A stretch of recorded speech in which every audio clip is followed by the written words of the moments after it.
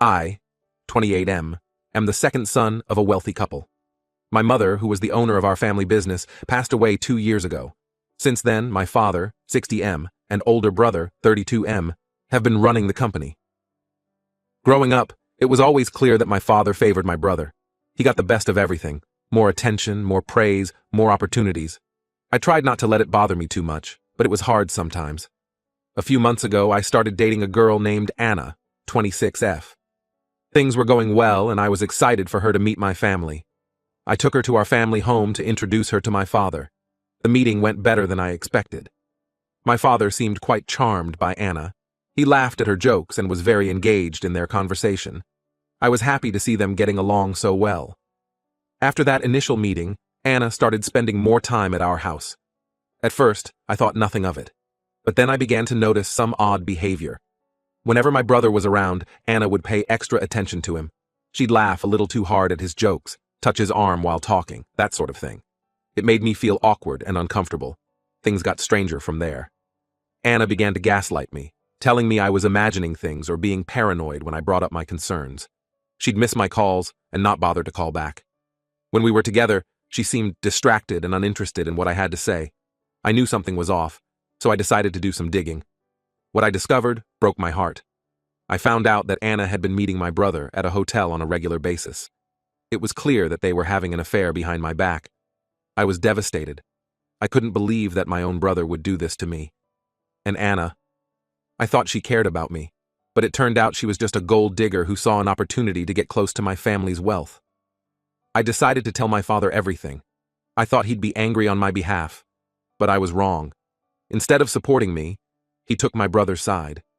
He told me I was overreacting and that I needed to let it go. When I confronted my brother about the affair, things got even worse. Both he and my father threatened me. They said if I didn't drop it and look the other way, my father would disown me. I couldn't believe what I was hearing. My own family was choosing to protect my cheating brother and his affair partner over me. I felt lost and alone. I didn't know what to do or who to turn to. In the end, I decided to leave home. I packed a bag and went to stay with my maternal uncle. I hoped he could give me some advice on how to handle this mess. Now I'm sitting in my uncle's guest room, trying to figure out what to do next. I feel betrayed by everyone: Anna, my brother, and my father. I don't know if I can ever trust them again, or if I even want to be part of this family anymore. There are a few more things that I would want to clarify. Our family owns a large real estate development firm that my mother built from scratch. When she passed, my father took over as CEO with my brother as his right-hand man. I work for the company too, but in a much lower position. It's always been clear that my brother was being groomed to take over someday. Anna and I met through mutual friends about 6 months ago. Things moved quickly, and I thought we had a great connection. Looking back, there were probably red flags I ignored because I was happy to be in a relationship. When I confronted my family about the affair, my father accused me of being jealous and trying to sabotage my brother. My brother denied everything at first, but when he realized I had proof, he switched to attacking me personally. My father made it clear that if I pursued this further, he'd cut me off financially and remove me from the company. I spent a few days trying to process everything before deciding to leave. I couldn't stand being in that house anymore, feeling like I was going crazy for being upset about the affair. I'm hoping my uncle, who's always been supportive, can give me some perspective and help me figure out my next steps. Right now, I'm a mess of emotions: angry, hurt, scared about my future. I've always worked for the family company and don't know what I'll do if I'm cut off. Part of me wants to cut ties with all of them and start fresh, but another part hopes we can work things out. I want my family to acknowledge that what happened was wrong and show some remorse. I want to feel valued and respected, not like a second-class member of my own family. I'm worried about what will happen if I go back home. Will they try to gaslight me? Pressure me to forgive without any real change? I'm also concerned about my financial future and the emotional toll this has taken. Can I ever trust anyone again? I'm not sure what to do next. Should I hire a lawyer and fight for my share of the company? Walk away and start over somewhere new? I'm hoping my uncle can help me sort through these options. Update. First, I want to thank everyone for their support and advice on my original post. Your comments helped me realize I wasn't crazy for feeling betrayed and gave me the courage to stand up for myself. A lot has happened since then, and I wanted to share an update. After spending a few days at my uncle's house, I finally felt ready to talk to him about everything that had happened. I was nervous, but I knew I needed his advice. We sat down in his study, and I poured out the whole story: Anna's betrayal, my brother's affair, and my father's threats. My uncle listened patiently, his face growing more concerned with each detail. When I finished, he was quiet for a long moment. Then he said something that changed everything. "There's something you need to know. Your mother made a will before she died. Your father and brother have been hiding it from you." I was stunned. "What? Why would they do that?" My uncle sighed. "Because according to the will, you're the majority owner of the company. Your mother left you 65% of the shares." I couldn't believe what I was hearing. My mind was reeling. All this time, I'd been working in a low-level position, thinking I was lucky to have any part in the family business. And now I find out I actually own most of it? "But how do you know this?" I asked. "Your mother told me about it before she died," my uncle explained. "She was worried about how your father favored your brother and wanted to make sure you were protected. She asked me to keep an eye on things, but I never imagined your father would go this far." I felt a mix of emotions: shock, anger, and a strange sense of relief. Suddenly, my father and brother's recent behavior made more sense. They weren't just protecting my brother's affair. They were trying to keep me in the dark about my inheritance. "What should I do?" I asked my uncle. He leaned forward, his expression serious. "You need to fight for what's rightfully yours. Your mother wanted you to have this. Don't let them take it away." Over the next few days, my uncle helped me strategize. We reached out to a senior lawyer who had worked with my mother in the past. She was shocked to hear about the hidden will and agreed to help us immediately. We also contacted some of the board members who had been loyal to my mother. Many of them were surprised to learn about the will and were angry that it had been concealed. They promised to support me in asserting my rights. As we prepared our case, I realized something important. I no longer cared about Anna or her betrayal.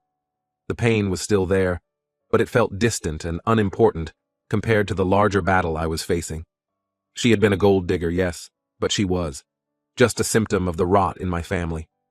My father and brother were the real problem. The next few weeks were a whirlwind of legal meetings, document reviews, and strategy sessions. We uncovered evidence that my father and brother had deliberately concealed the will, going so far as to bribe the lawyer who had originally handled my mother's estate. When we finally confronted them with what we knew, their reactions were telling.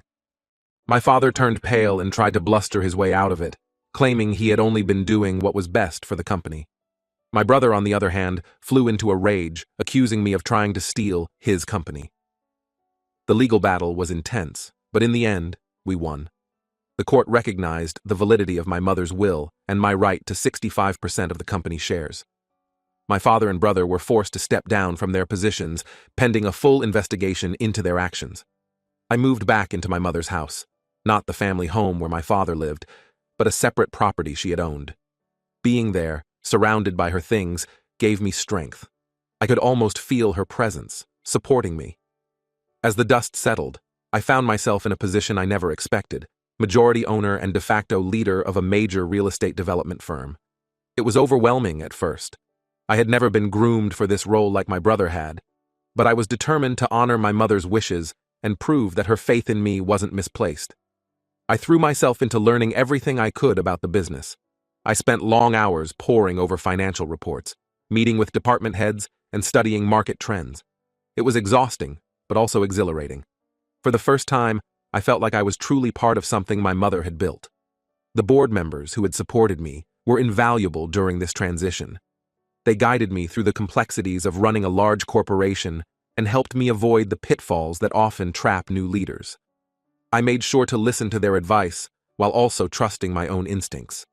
As for my family, things remain complicated. My father has reached out several times, trying to reconcile. He claims he only hid the will because he thought I wasn't ready for the responsibility.